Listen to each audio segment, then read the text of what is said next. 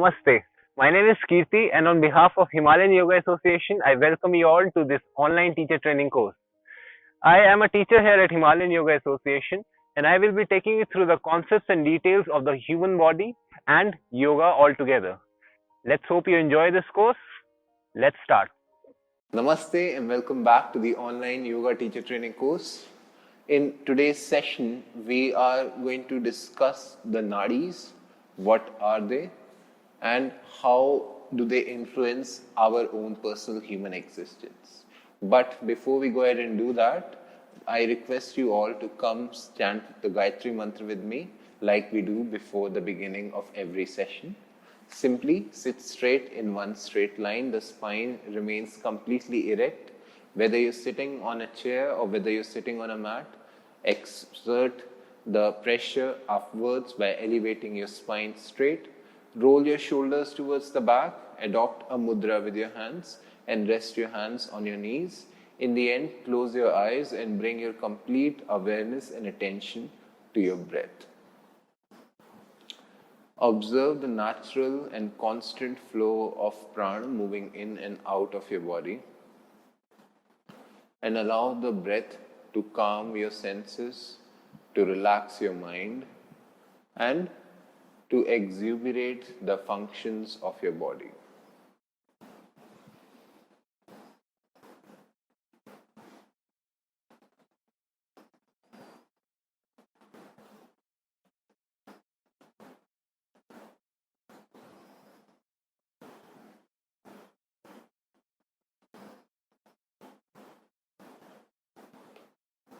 After a few deep inhalations and exhalations, slowly bring your hands in front of your chest in Namaskara Sthiti, prayer pose, and touch the heart center with the back of your thumbs.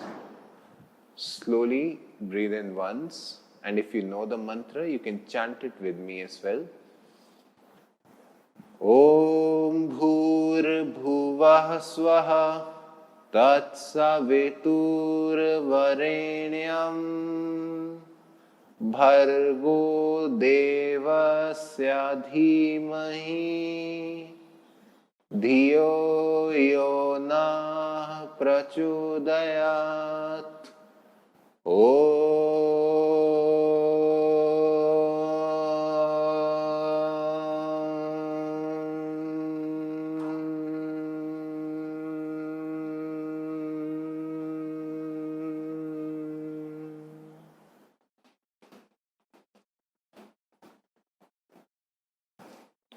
Having absorbed the vibration and effect of the mantra, let's generate some energy between our palms by rubbing our hands against each other.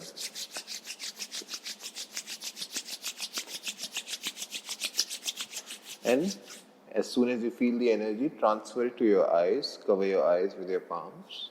Then transfer this energy to your face, massage your face, and in the end, you can transfer this energy to any other part of your body. Before you open your eyes again, once again, fold your palms, bow down to the universal truth, and with a few blinks, come back to the present state. So, the Nadis, we keep hearing about the Nadis inside the human body. Of course, as we have discussed in the previous videos, that modern science is completely different. If not completely different, I'm sorry, but it's quite similar. It uses similar apprehensions, but it works on different principles.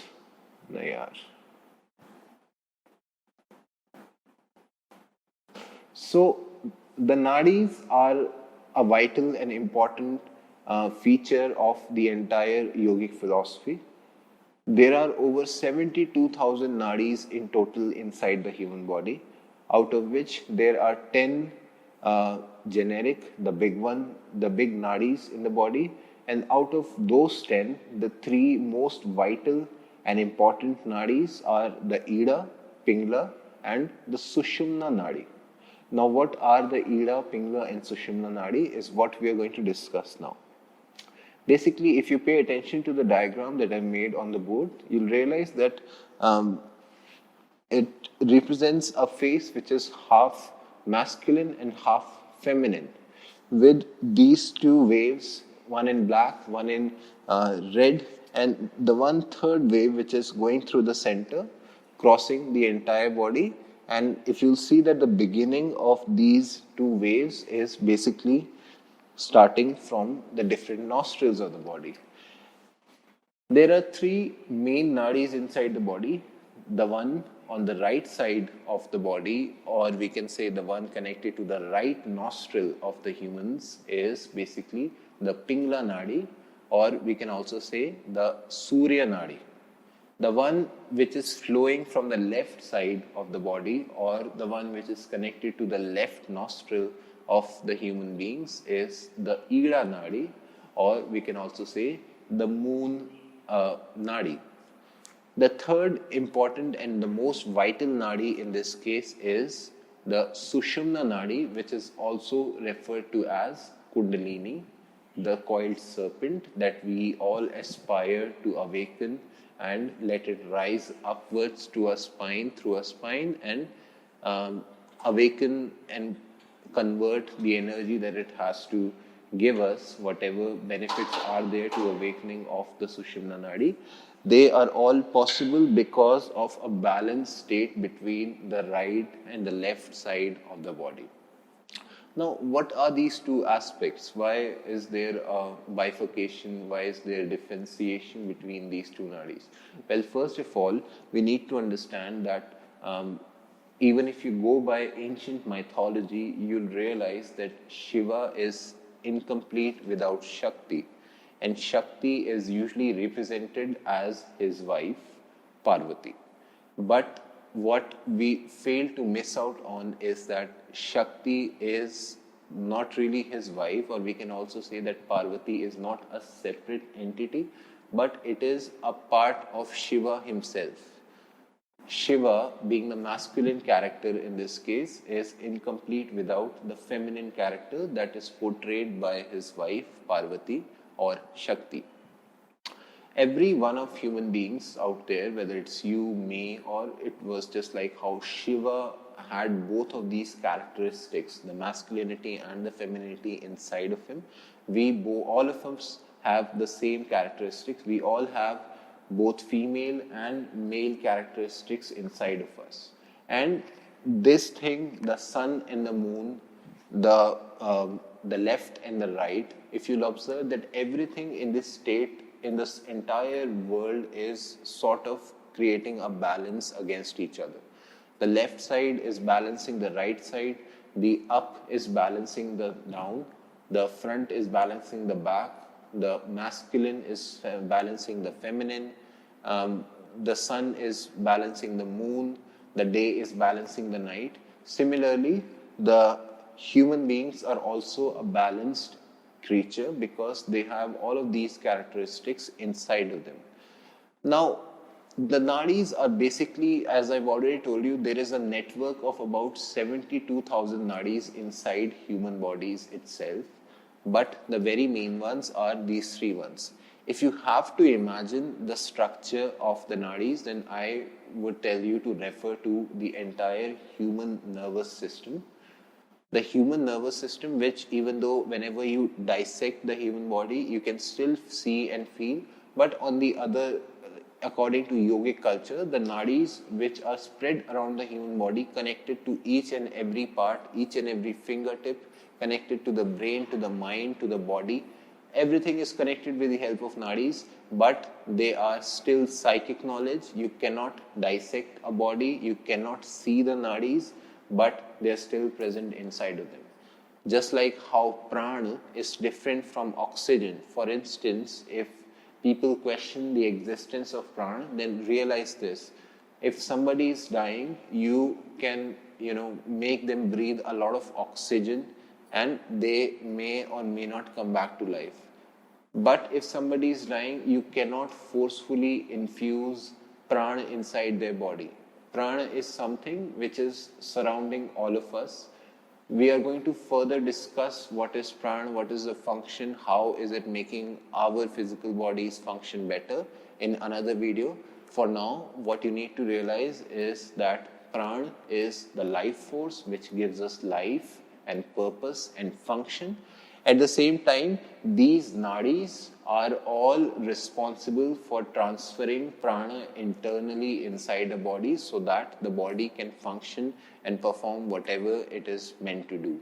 Every individual organ, every individual fingertip, everything inside the body utilizes the flow of prana, and that we regulate and control with the help of these different nadis which are spread across in a network throughout the body. Now, if I have to tell you about the 𝐸𝐸 Nadi, then the characteristics that I can tell you about the 𝐸𝐸 Nadi is that it represents the left side of the human body. It represents the feminine side of the human body. It represents the moon aspect of the human being. 𝐸𝐸 Nadi is a cooling Nadi. If you breathe through your left nostril, anytime you feel that the flow of air through the left nostril is more excessive, more dominant whenever you're trying to breathe, in that case, the 𝐸𝐸 Nadi is more predominant, more active.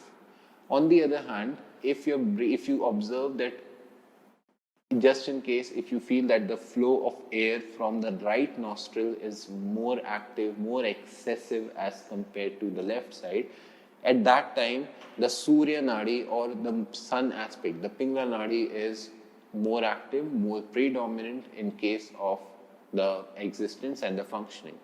The Sushumna Nadi, which is the Kundalini sleeping at the base of the spine, which resides inside the spinal cord, inside the base, the most deepest core of the entire spinal cord, that only becomes activated once the left and the right are balanced, are functioning together, and they are in a proper harmony and rhythm with each other. Otherwise, the Sushumna Nadi will continue sleeping. It will always remain dormant unless or until you consciously work up the efforts to create a balance between the 𝐸𝐸 and the Pingla Nadi. The 𝐸𝐸 Nadi, as we were discussing, is a cooling, is all about the moon side. Just like how the moon relaxes everything, the moon puts everything to sleep, the moon brings everything to rest at night. Similarly, the function of the left side, the function of the left Nadi is to cool down the body, to relax the body, to bring it in a hibernate state. The moon side of the Nadi or the 𝐸𝐸 Nadi is also responsible for the introverted characteristic of a human being. The 𝐸𝐸 Nadi is more mental in nature as compared to the Surya Nadi, which is more physical in nature. If we talk about the differences, then they are obviously just like how the man is opposite to the woman, how the sun is opposite to the man. All the features, the characteristics of 𝐸𝐸 and Pingla are completely opposite to each other.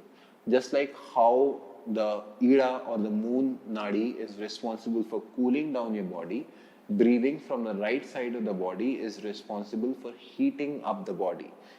Just like how the sun activates everything. If the moon is responsible for putting everyone to sleep, then the sun is responsible for activating everyone.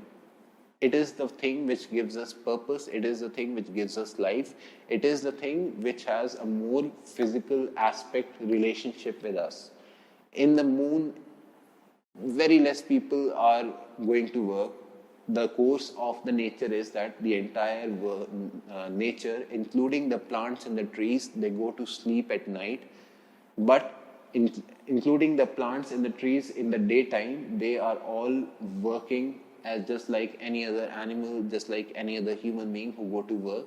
Even the plants and trees, they are collecting the sunlight to perform the function of photosynthesis so that they can give us fruit and fulfill their purpose. The function of sun is to heat everything up, to activate everything. Similarly, the function of the Surya Nadi or the Pingla Nadi is more activating in nature. That means it will heat up your body. Breathing from the right nostril will heat up your body. It's connected to the extroverted characteristic of a human being.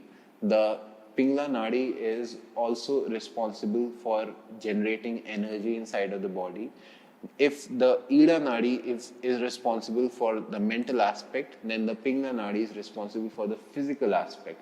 If the 𝐸𝐸 Nadi is responsible for putting you to sleep, then the 𝐵𝐸 Nadi is responsible for bringing you up and making you work.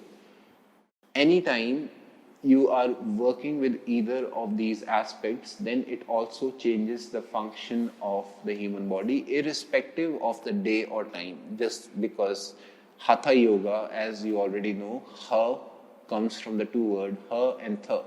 Ha meaning the sun, Tha meaning the moon, which means that Hatha Yoga is all about the collision or the combination of the sun and the moon, which is performed with this physical body that we have as human beings.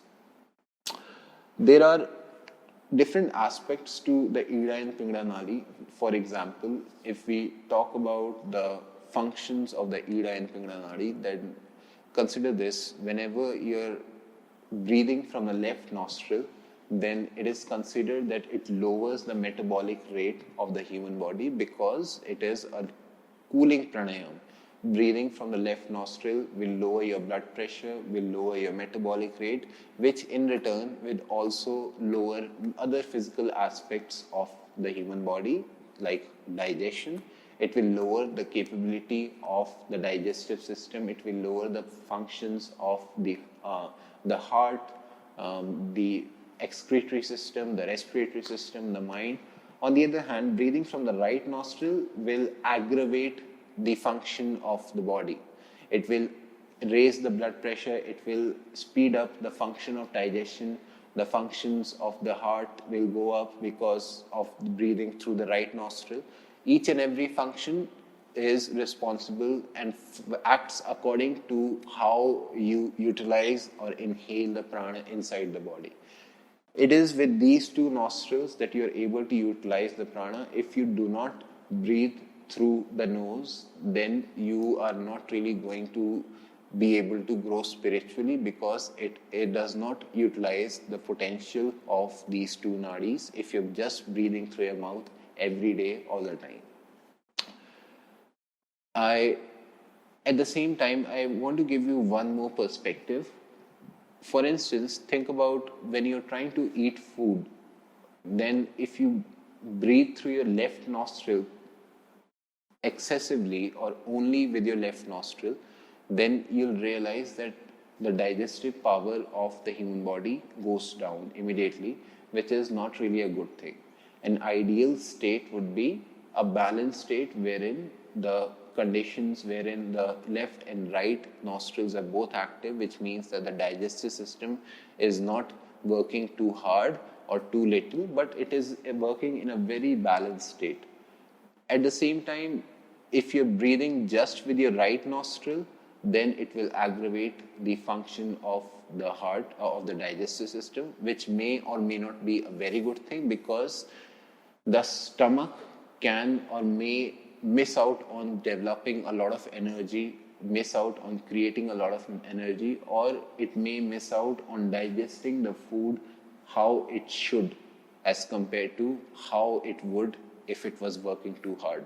And it may even give you diarrhea, just to give you an example. If I'm sure all of us understand the difference between constipation, a healthy digestive system, or diarrhea. All of these three different states are three different features of the digestive system.